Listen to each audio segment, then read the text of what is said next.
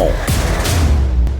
Un bon jeudi accompagné de Florence Lamoureux, Olivier, Sébastien, Jessica, Maxime et le seul et l'unique Francis Gosselin. Ah, je pensais que tu allais dire Jeff Bérard, mais c'est correct. Mais Jeff Bérard aussi, le seul et l'unique. Il est très unique, Jeff Bérard. Il y a beaucoup de monde en régie et c'est pour le meilleur spectacle possible. C'est pour le meilleur spectacle. On est là, c'est comme un cirque.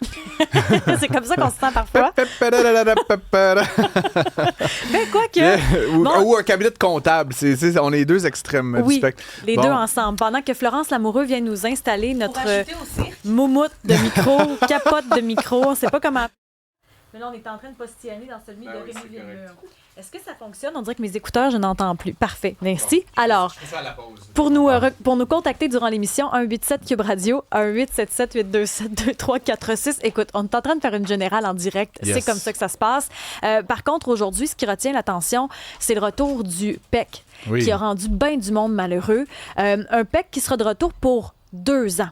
Francis, est-ce qu'il est trop tard? Parce que, bien honnêtement, ça a chamboulé beaucoup de monde. Honnêtement, il y en a plein qui décident de partir, qui ont été arrachés à leur commerce. Je pense à cette dame, entre autres, qui était ici depuis 10 ans, qui a dû plier bagage. Ça a créé énormément d'insécurité et surtout une marque sur le Québec aussi. C'était même gênant, quelque part, la fermeture de ce programme-là. Mais c'est encore gênant. Je veux dire, puis moi, est-ce qu'il est trop tôt, trop tard? Tu sais, honnêtement, c'est un bordel innommable, cette affaire-là, de dire, puis je sais pas, on en parlait tout à l'heure.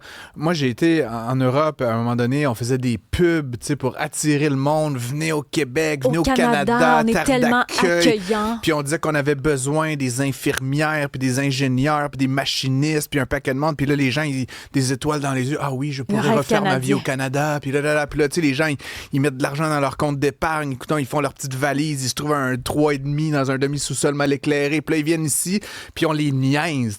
Honnêtement, toute ma vie, je vais garder une dent contre ce gouvernement. Tu sais, j'ai plein de raisons de les critiquer, mais pour ça, je trouve ça indigne, honnêtement. Puis ça me fait honte d'être québécois quand je vois la façon qu'on a traité des gens. Puis qu'ils soient maghrébins, français, chinois. Honnêtement, tu attires des gens ici, ils viennent, ils étudient, ils travaillent, ils payent des impôts, calissent leur patience, puis laissent-leur s'installer. Là, je veux dire, à moins que ce soit des terroristes, là, je veux dire, il n'y a aucune raison de faire subir ça à des pauvres gens. Puis j'ai moi-même fait mes études en France, puis j'ai été un temporaire. Ouais. Honnêtement, j'ai jamais été traité de même par l'État français. Je m'imagine mal une place au monde où ce qu'on fourre le monde comme ça. Puis comme je dis, j'en ai une honte. Puis je voudrais comme limite en mon nom, puis de ceux qui sont de mon avis, m'excuser auprès de ces gens qui aiment le Québec, qui ont choisi le Québec. Juste un déménagement en soi. Ah, mais... C'est quelque chose, juste déménager. Imaginez... C'est quelque chose? T'as déménagé de 3 coins de rue, là, tu sais. Puis c'est éprouvant.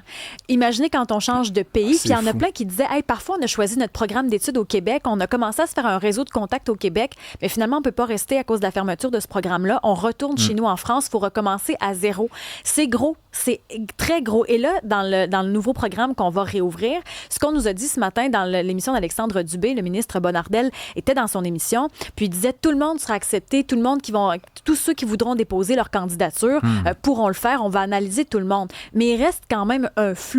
Parce qu'il y a des gens qui sont peut-être déjà partis. Qui est-ce qu'on va vraiment accepter? Quels sont les critères? Est-ce que vraiment on pourra répondre à la demande? Il disait ça, le ministre Bonnardel, mais les échos qu'on a eus entre nous, d'experts de l'immigration qui représentent des candidats qui sont ici, qui veulent rester ici, qui ont des compétences, dans certains cas qu'ils ont acquises ici, c'est pas ça. C'est pas ça la réalité sur le terrain. Puis tu sais, déjà que j'ai de la misère à dealer avec Revenu Québec, là, je m'imagine pas s'il fallait que je justifie mon identité et ma valeur d'humain pour rester en place. Comment déjà que la petite bureaucratie me fait chier. Compliqué. Imagine cette espèce de parcours, cette espèce de maison des fous. Je veux dire, ces gens-là, je sais pas où ils ont étudié là, à l'école Astérix de la vie, là, mais c'est inacceptable ce qu'on fait avec les immigrants. Avant la fermeture du PEC. Moi, je me rappelle, je travaillais avec une Française en Estrie qui est devenue une amie avec le temps. Puis même dans ce temps-là, c'était hyper compliqué.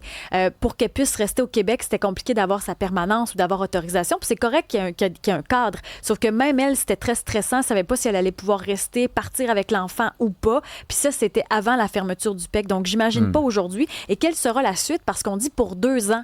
Est-ce que vraiment on soumet sa candidature en disant, bon, ben peut-être j'ai un 2 ans de sursis. Après ça, est-ce qu'on va me chasser à nouveau?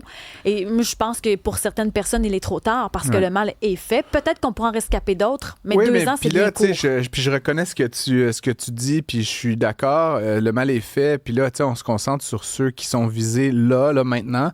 Mais je pense que le plus grand mal qu'on a fait puis qu'on continue de faire avec cette nouvelle volte-face, c'est le mal réputationnel. Tu sais, moi, je serais français là, actuellement sur la scène internationale, là, puis je regarderais ça, le Québec de loin, je serais comme, quel foutoir, quels imbéciles, quels incapables qui sont pas foutus pendant 2 mois continus de donner des règles claires. Comme tu viens chez nous, tu fais tes études, tu payes de l'impôt, tu peux rester ou pas, mais dis-le comme 20 ans d'avance, pas genre demain, après-demain, la semaine prochaine. Je veux dire, tu peux pas gérer des populations, puis des gens, encore une fois, qui, tu sais, certains se sont fait une blonde, un chum ici, certains... ont appris le français. C'est pas juste une job, genre je te donne 25$ puis tu me donnes 1 heure. Tu sais, des fois, les gens, ils se bâtissent une vie là-dedans, ils aiment leur employeur, ils ont des clients, ils travaillent dans un commerce de proximité. C'est comme, je sais pas, c'est une vision bureaucratique complètement déconnectée de la réalité. Puis honnêtement, je réitère, comme pour moi, c'est comme la pointe émergée de l'iceberg de la CAQ. Là. C'est cette espèce de déconnexion profonde avec ce que les Québécois veulent vivre. J'aimerais ça comprendre pourquoi on en est venu à cette décision-là. Tu sais, d'être une mouche, là, puis de pouvoir être autour de la table, puis de comprendre pourquoi à ce moment-là, on était cavalier, puis pourquoi on revient. Mais ça a pris un méchant délai avant qu'on rouvre.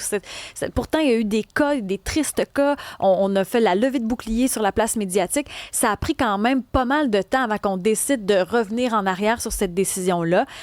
Moi, j'ai hâte de voir si réellement on va aider des gens là-dedans. Mais je trouve ça profondément gênant. J'en suis sincèrement désolée parce que moi aussi, j'ai habité en France quelque temps puis je m'étais sentie tellement bien accueillie.